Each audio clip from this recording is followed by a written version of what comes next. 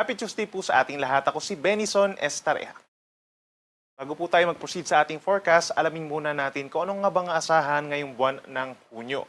Sa mga unang araw po ng buwan, posible na po magsimula ang wet season or tag-ulan sa Pilipinas na mas mararamdaman po dito sa may western sections ng Luzon and Visayas. Dahil po dyan, mas dadalas na po yung tinatawag natin na southwest monsoon or hanging habagat o yung hangin na nagmumula po sa timog kanluran na mataas ang moisture. So ibig sabihin, pag mas mataas at basa ang hangin, ang moisture, ibig sabihin po mas madalas ang mga nagfo-form ng mga clouds. At the same time, posible ang mas madalas sa mga pag-ulan na minsan ay malalakas. However, posible pa rin po yung tinatawag natin na monsoon break o yung panahon na nagtatagal ng ilang araw or hanggang 2 linggo kung saan walang umiihip po na hanging habagat at halos walang nararanasan ng mga pag-ulan.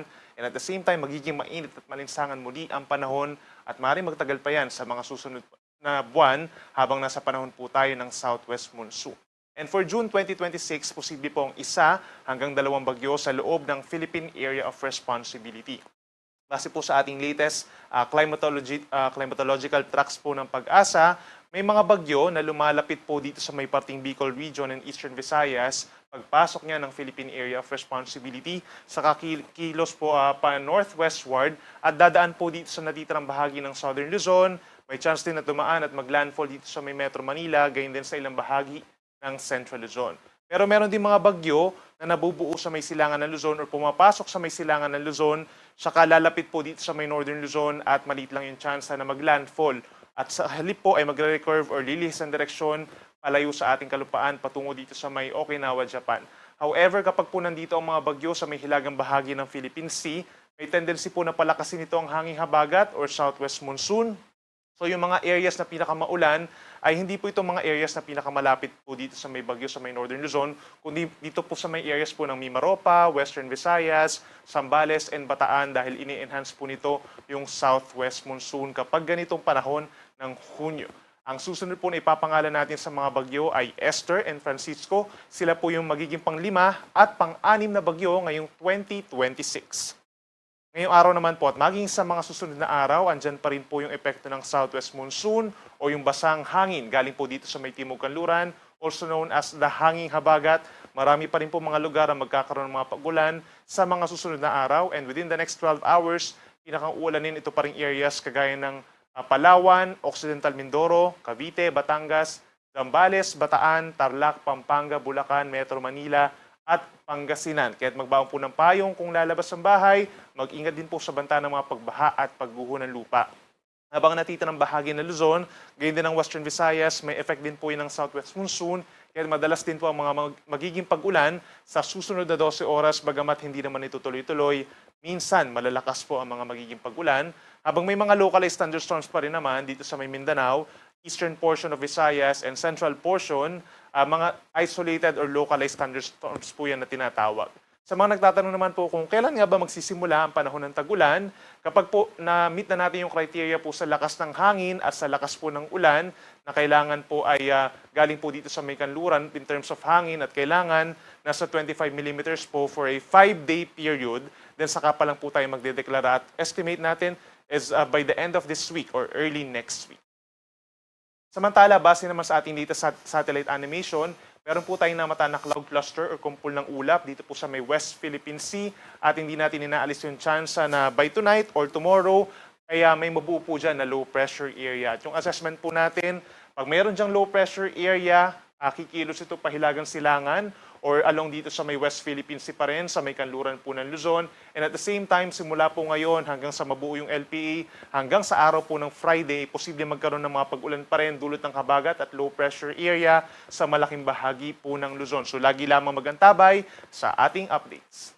Bukas naman, that's Wednesday, 2 araw po ng Hunyo, pinakamalalakas pa rin ng mga pag-ulan dulot ng southwest monsoon sa western section po of Luzon, kabilang na dyan ang Occidental Mindoro, Cavite, Batangas, Metro Manila, gayon pa rin dito sa may Bulacan, Pampanga, Tarlac, Zambales, Bataan, Pangasinan, La Union, at Benguet. Kaya sa ating mga kababayan po na lalabas ng bahay bukas, make sure na meron tayong baon na payong or kapote at mag-ingat pa rin sa banta ng mga pagbaha at pagguho ng lupa.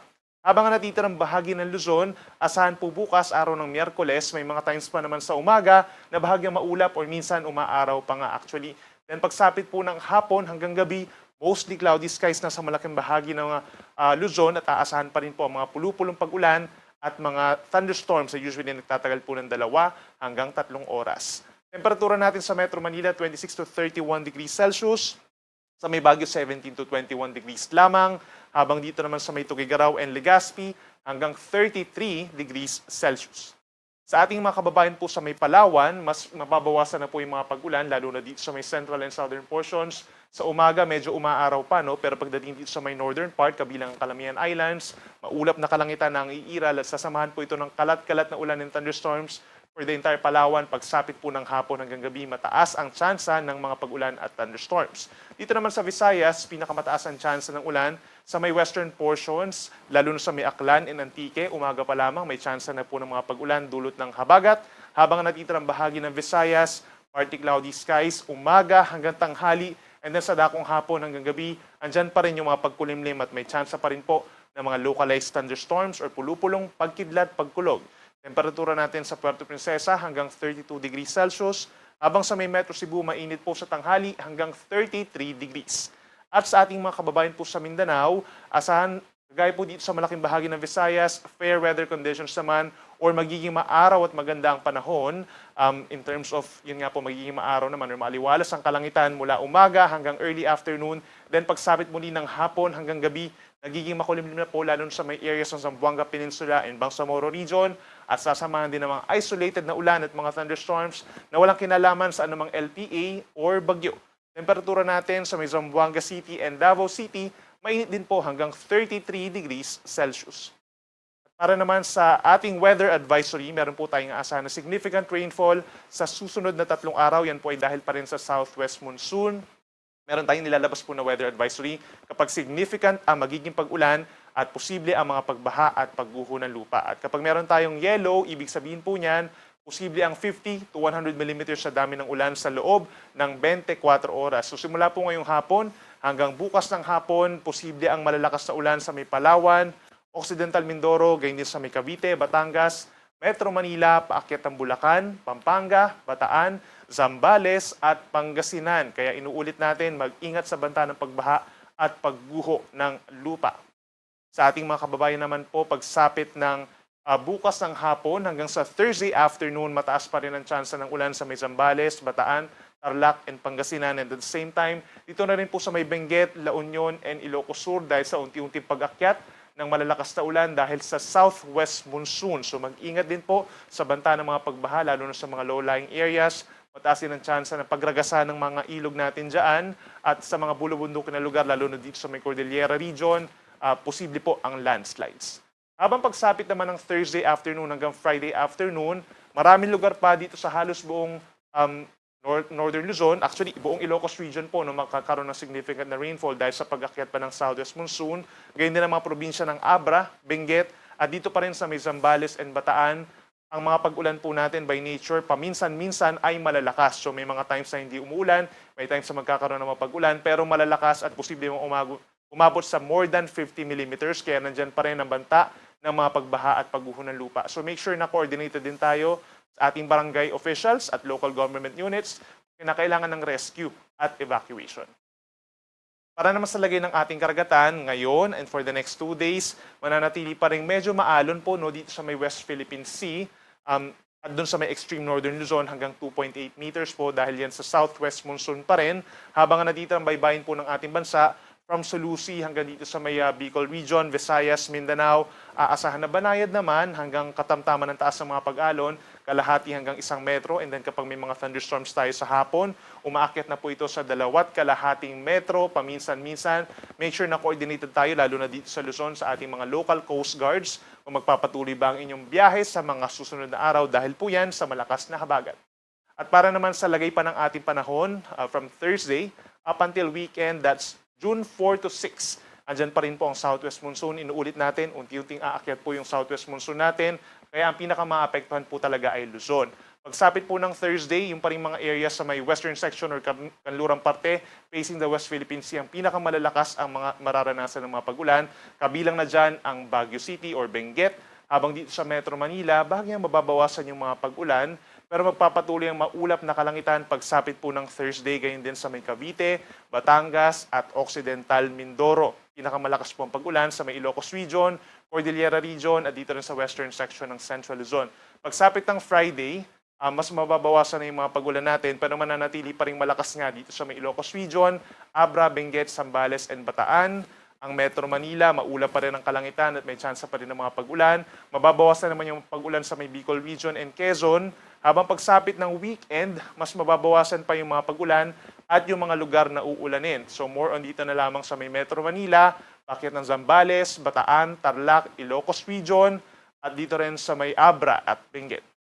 Sa ating mga kababayan po sa Visayas, unlike dito sa Luzon na magiging maulan, from Thursday to Saturday, asahan naman ng fair weather conditions. So ibig sabihin, magiging maaraw naman in general ang panahon, lalo na sa umaga hanggang early afternoon. And then sa dakong hapon hanggang sa gabi, nagkakaroon muli ng mga cumulonimbus clouds or mga thunderstorm clouds na magkakos ng mga minsang malalakas na mga pag-ulan.